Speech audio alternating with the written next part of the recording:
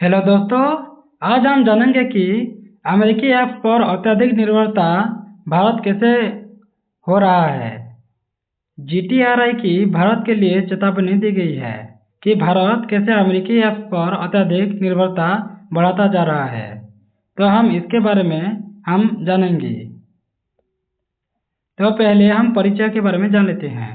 तो global trade research initiative, जिसका हम जीटीआरआई कहते हैं, जो भारत का एक प्रमुख थिंक टैंक है, हाल ही में ये कहा कि महत्वपूर्ण रिपोर्ट जारी की और जिसमें भारत के अमेरिका डिजिटल प्लेटफॉर्म पर अत्यधिक निर्भरता को एक गंभीर खतरे के रूप में चिन्हित किया गया है।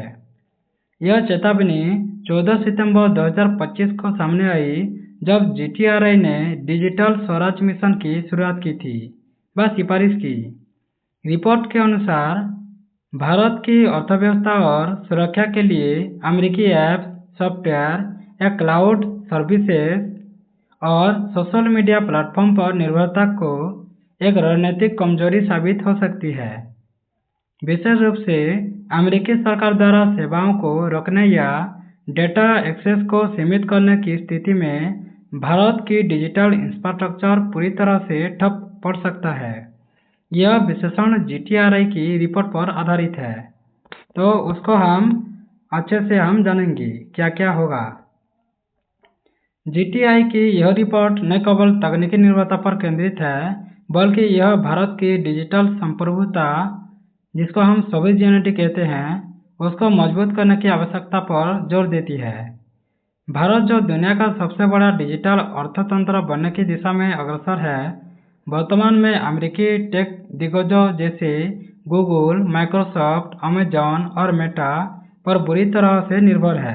भारत तो रिपोर्ट में कहा गया है कि 500 मिलियन से अधिक भारतीय स्मार्टफोन जैसे गूगल के एंड्रॉयड ऑपरेटिंग सिस्टम पर चलते हैं, जो भारत की डिजिटल अर्थव्यवस्था की रीढ़ हैं। यदि अमेरिका द्वारा कोई प्रतिबंध लगाया जाता है तो बैंकिंग, कर फाइलिंग, सरकारी सेवाएं और रक्षा प्रणालियों प्रभावित हो सकते हैं। यह चेतावनी इसीलिए महत्वपूर्ण है क्योंकि वैश्विक भू राजनीतिक तनाव जैसे हो रहा है, जैसे अमेरिका चीन व्यापार युद्ध की तरह हो रहा है, और भारत को भी प्रभावित कर सकते हैं। भारत की अमेरिका ऐप्स और टेक पर वर्तमान निर्भरता के बारे में जानते हैं। भारत की डिजिटल यात्रा ने पिछले दशक में अभूतपूर्व गति पकड़ी है। यूपीआई, जिसको हम यूनिफाइड पेमेंट सिस्टम कहते हैं व इंटरफेस कहते हैं, और आधार जैसी स्वदेशी पहलों ने डिजिटल इंडिया को मजबूत किया है, लेकिन मूलभूत तकनीक ढांचा अभी भी विदेशी में है, खासकर अमेरिका पर निर्भर हैं। जीटीआरआई की रिपोर्ट के अनुसार भारत के 90% से अधिक सरकारी और रक्षा ऐप्स अमेरिकी प्लेटफॉर्म पर चलती है। आइए इस निर्भरता को विस्तार से हम जानेंगे। जैसे सबसे पहले ऑपरेटिंग सिस्टम। भारत में स्मार्टफोन बाजार का 95% हिस्सा एंड्रॉयड पर आधारित है, जो गूगल का उत्पाद है। विंडोज, जो माइक्रोसॉफ्ट का है, वह भी सरकारी कार्यालयों, बैंकों और शैक्षिक संस्थानों में प्रमुख है। केवल 500 मिलियन स्मार्टफोन ही एंड्रॉयड पर चलते हैं, लेकिन यह संख्या भारत की कुल डिजिटल आबादी 1.4 अरब का एक बड़ा हिस्सा दर्शाती है। यदि गूगल अपडेट रोक दे या एक्सेस काट दे तो ऐप्स क्रैश हो जाएगा और डेटा सिक्योरिटी को खतरे में पड़ जाएगी। उसके बाद हम क्लाउड सर्विसेज के बारे में जान लेते हैं। Amazon web services, Microsoft azure और गूगल क्लाउड भारत के अधिकांश क्लाउड स्टोरेज को नियंत्रित करते हैं। भारतीय कंपनियां जैसे रिलायंस, टाटा और पेटीएम इन पर निर्भर रहते हैं। रिपोर्ट में उल्लेखित है कि संवेदनशील डेटा जैसे आधार डेटा या बैंकिंग रिकॉर्ड्स इन विदेशी क्लाउड्स पर स्टोर होते हैं, जो राष्ट्रीय सुरक्षा के लिए खतरा हो सकता है। 2024 में भारत का क्लाउड मार्केट $10 बिलियन का था, जिसमें 70% हिस्सा अमेरिकी कंपनियों का है। तीसरी की बात सोशल मीडिया और ऐप्स जैसे फेसबुक, जिसको हम मेटा कहते हैं, इंस्टाग्राम, व्हाट्सएप, ट्विटर, अब एक्स जो बोलते हैं, और यूट्यूब जैसे प्लेटफॉर्म भारत के डिजिटल संरचना का आधार है।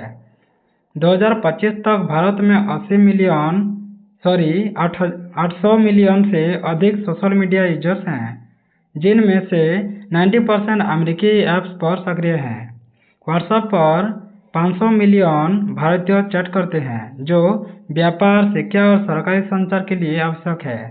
लेकिन ये प्लेटफॉर्म्स एल्गोरिदम द्वारा नियंत्रित होते हैं, जो डिसइंफॉर्मेशन फैला सकते हैं, जैसा कि 2024 के लोकसभा चुनावों में देखा गया था।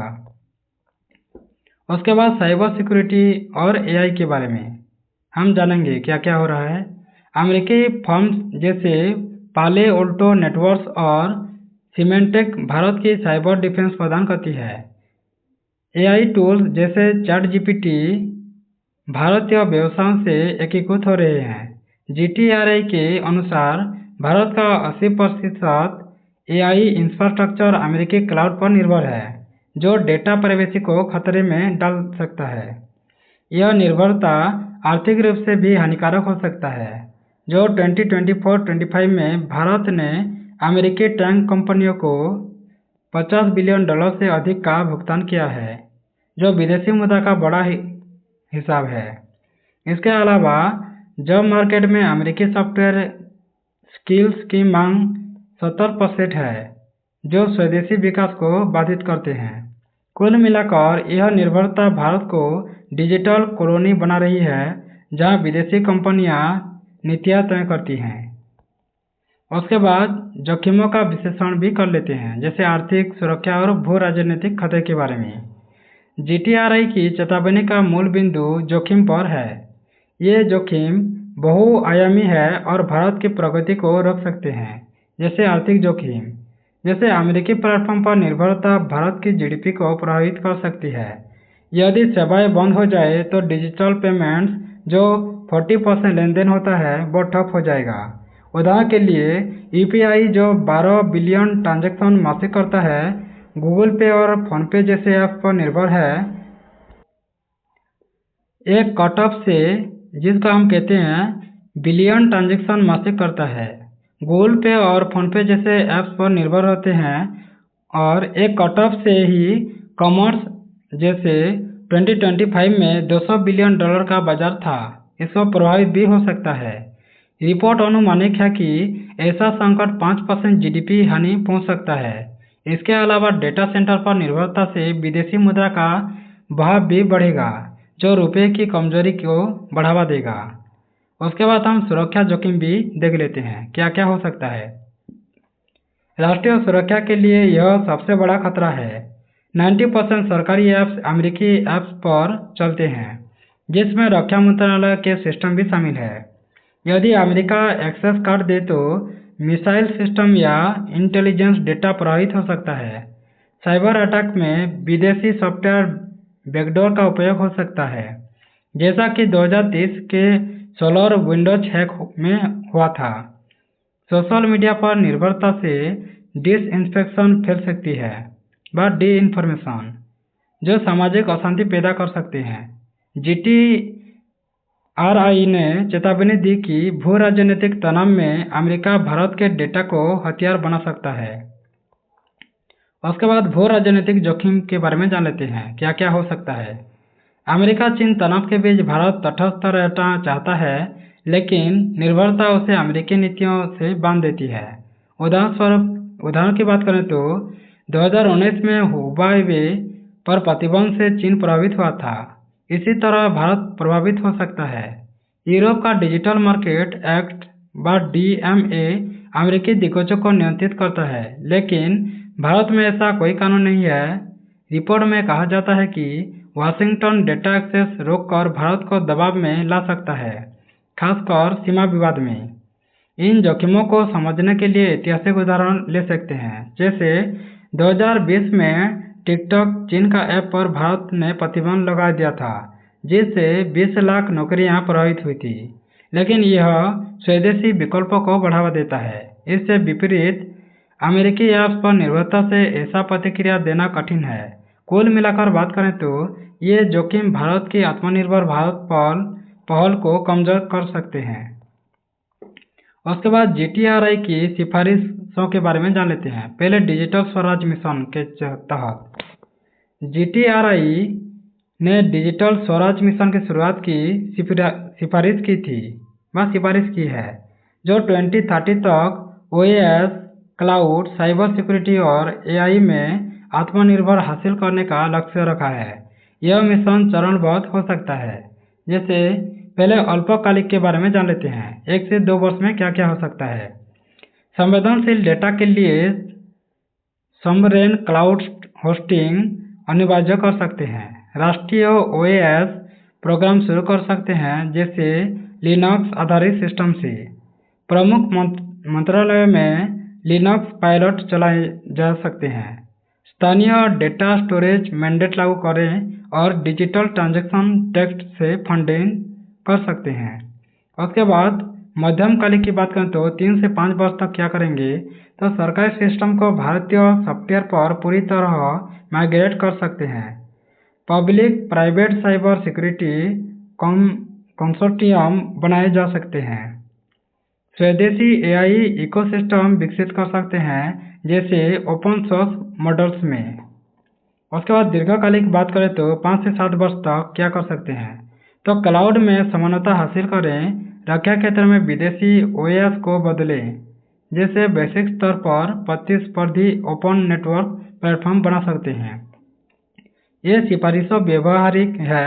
उदाहरण के लिए जैसे EPI और ONDC ओपन नेटवर्क और डिजिटल कॉमर्स जैसी सफलताएं दिखाती है कि भारत बदलाव ला सकता है, लेकिन चुनौतियां हैं, जैसे निवेश करना, जैसे $100 बिलियन अनुमानित किया जाना चाहिए। स्किल डेवलपमेंट और अंतर्राष्ट्रीय सहयोग भी हमको चाहिए, तभी हम डिजिटल स्वराज मिशन को प्राप्त कर सकेंगे। उसके बाद हम जान लेते हैं तुलनात्मक विश्लेषण। चीन और यूरोप से सबक हम क्या ले सकते हैं। जैसे GTRI ने चीन और यूरोप के उदाहरण दिए थे। चीन ने विदेशी कोड को सरकारी रक्षा और औद्योगिक सिस्टम से हटा दिया है। हार्मोनियस, जो कोई हुआवे का है, और WeChat जैसी स्वदेशी प्लेटफॉर्म ने निर्भरता कम की है। 2018 के अमेरिकी प्रतिबंधों के बाद चीन ने 70% स्वदेशी टेक हासिल की है। भारत इससे सीख सकता है कि सरकारी समर्थन से तेजी से बदलाव संभव हो सकता है। यूरोप ने सॉवरेन क्लाउड जैसे गूगल या बनाता है और DMA लागू किया है, जो अमेरिकी कंपनियों को फाइन, जो कि 10% वैश्विक नेटवर्क की धमकी देता है। GDPR डेटा प्रोटेक्शन रेगुलेटर ने डेटा संप्रभुता सुनिश्चित की है और भारत को डेटा प्रोटेक्शन बिल को मजबूत करना चाहिए। भारत की तुलना में ये देशों ने पहले कदम उठाए थे, लेकिन भारत के पास युवा आबादी और स्टार्टअप इकोसिस्टम का लाभ है, जो कि 2025 में 1 लाख स्टार्टअप खुल सकते हैं। उसके बाद भारत की चुनौतियां और अवसर के बारे में जान लेते हैं। आत्मनिर्भरता के रास्ते में चुनौतियां हैं, जैसे उच्च लागत, पैसे बहुत लगेंगे, टैलेंट गैप, टैलेंट अभी भी हमारे भारतीयों के पास कम है, केवल 20% IT ग्रेजुएट स्किल्ड लेबर हैं, और बेसिक सप्लाई चेन में भी रुकावट है, लेकिन अवसर भी बहुत है। स्वदेशी कंपनियां जैसी जोमेटो अब स्वदेशी फोकस कर रहा है। वैसे पेटीएम और ओला AI विकसित कर रहे हैं। सरकारी की PLI, जो कि प्रोडक्शन लिंक्ड इंसेंटिव स्कीम से 50,000 करोड़ का निवेश हो सकता है। शिक्षा में ओपन सोर्स बढ़ाए जा सकते हैं। उसके बाद निष्कर्ष के बारे में जान लेते हैं। GTRI की चेतावनी एक जागृति का संकेत है। अमेरिकी ऐप्स पर निर्भरता भारत को कमजोर बना सकती है, लेकिन डिजिटल स्वराज मिशन से 2030 तक स्वावलंबन संभव हो सकता है। भारत को अब कार्रवाई करनी चाहिए, अन्यथा डिजिटल कॉलोनी का खतरा बढ़ सकता है। यह विश्लेषण दर्शाता है कि सतर्कता और नवाचार से भारत वैश्विक डिजिटल लीडर बन सकता है। Thanks for watching. अगर ऐसे वीडियो आपको अच्छा लगता है तो सब्सक्राइब करें, बेल आइकन दबा दें, लाइक करें, शेयर करें और कमेंट करना ना भूलें।